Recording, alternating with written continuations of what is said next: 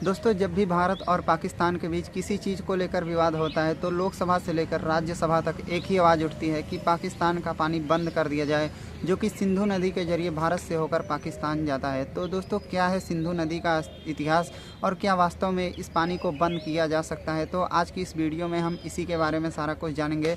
तो चलिए वीडियो को शुरू करते हैं। दोस्तों, सिंधु नदी जिसका उद्गम चीन के तिब्बत से मानसरोवर झील से होता है, यह मानसरोवर झील से निकलकर चीन के तिब्बत से होते हुए भारत में डेमचोक नामक स्थान पर प्रवेश करती हैं, जो लद्दाख में स्थित है। लद्दाख से होते हुए यह पाकिस्तान के गिलगिट बाल्टिस्तान क्षेत्र में प्रवेश करती हैं, जो कि कश्मीर का ही एक अभिन्न हिस्सा है, जिसे 1947-48 भारत पाकिस्तान के युद्ध में इसे कब्जा कर लिया गया पाकिस्तान के द्वारा।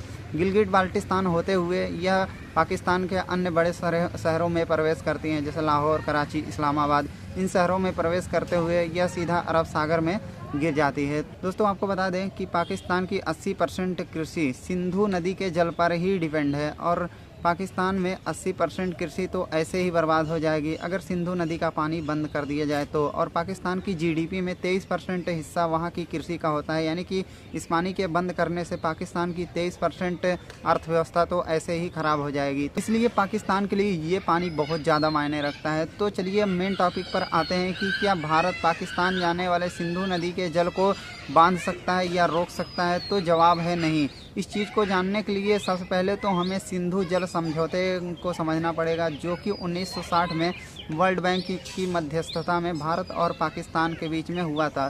तो आपको बता दें कि जब यह समझौता हुआ था तो इसमें 6 नदियों के पानी को 2 भागों में बांटा गया, जिसमें 3 नदियां पूर्वी नदियां थी और 3 नदियां पश्चिमी नदियां थी। पूर्वी नदियों में सतलुज, व्यास और रावी शामिल थी। इस पर भारत का पूरा कंट्रोल दिया गया। और पश्चिम की जो 3 नदियां थी, झेलम, चेनाब और सिंधु, इन नदियों पर जो है पाकिस्तान का नियंत्रण दिया गया। लेकिन इसमें से भी 20% पानी भारत को दिया गया, इसलिए कि भारत अगर कोई नहर में पानी छोड़ना चाहे या फिर कोई बिजली परियोजना बनाना चाहे तो इस नदी पर बना सकता है 20% पानी का यूज करके। लेकिन जो है भारत इस नदी पर कोई भी निर्माण नहीं कर पाया इस संधि की वजह से।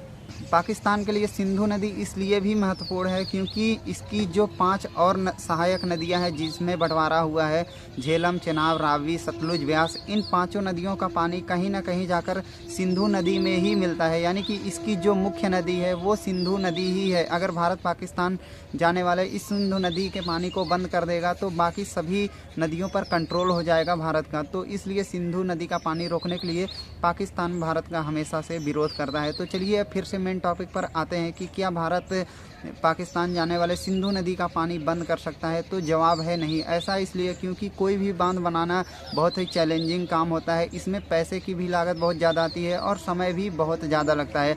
आपको एक एग्जाम्पल के तौर पर समझाते हैं कि भारत का जो सबसे बड़ा टिहरी बांध है, जो कि उत्तराखंड के भागीरथ नदी पर बना हुआ है, यह 1993 में बना था और उस समय इसकी लागत 2,963 करोड़ रुपए आई थी और आज इसको बने हुए लगभग 30 साल से ज़्यादा हो चुके हैं। और उस हिसाब से अब उसकी कीमत देखी जाए तो इसकी कीमत 20,000 करोड़ से भी ज़्यादा है। और अगर भारत पाकिस्तान जाने वाले इस सिंधु नदी का पूरा पानी बंद करना चाहे तो इस प्रकार से कम 15 बांध बनाने पड़ेंगे, जिसमें कम से कम कई लाख करोड़ की जो है लागत आएगी, जो बिल्कुल भी आसान नहीं है।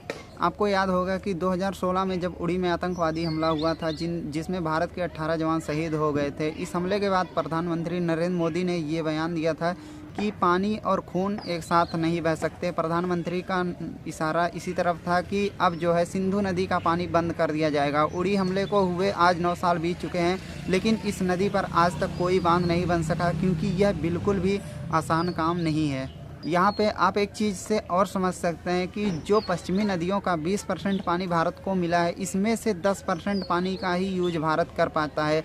और अगर मान लीजिए सिंधु नदी का पानी भारत रोक भी लेता है तो वो पानी ले कहाँ जाएगा, क्योंकि भारत में इतनी नहरें नहीं हैं जो उसके पानी को मैनेज कर सकें। आपको बता दें भारत से 4 गुना छोटा पाकिस्तान है, लेकिन वहाँ पर जो है नहर सिंचाई प्रणाली ये पूरी दुनिया में सबसे बेहतर है और भारत से ज़्यादा नहरें पाकिस्तान में है। तो वो कहीं ना कहीं नहर पर ज़्यादा डिपेंड है और वो जो नहरों में पानी जाता है वो सिंधु नदी के जरिए ही जाता है। आपको बता दें आपने बिहार की जो है कोसी नदी के बारे में तो ज़रूर सुना होगा। इस नदी को बिहार का शोक कहा जाता है और इस नदी को बिहार का शोक इसलिए कहा जाता है क्योंकि वहाँ पर जो है इस नदी की वजह से हर साल हज़ारों लोग बेघर हो जाते हैं, वहाँ पे बाढ़ आती है, कई लोग मर जाते हैं, फसलें बर्बाद हो जाती है।